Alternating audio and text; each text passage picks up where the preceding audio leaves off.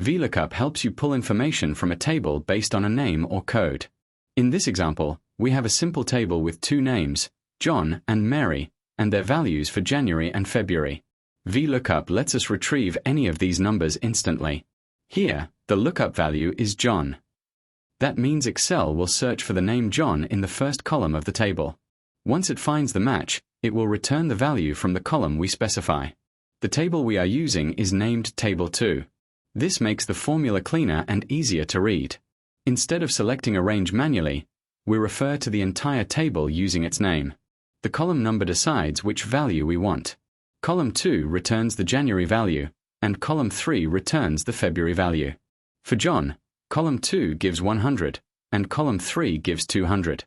When we type the formula equals VLOOKUP, John table 2 false, Excel searches for John and returns the January value, which is 100. If we change the column number to 3, Excel returns 200, which is the February value. The last part of the formula is false. This tells Excel to look for an exact match. Since we want the exact name John, false is the correct option. Using true can give unexpected results, so false is recommended for most cases. If the formula shows an error, it usually means the name doesn't exist, the column number is incorrect, or the table reference is wrong. Fixing these will make the formula work smoothly. VLOOKUP is useful for any situation where you need to match a name or code and pull the correct value. Once you understand the lookup value, table name, column number, and match type, the formula becomes very easy to use.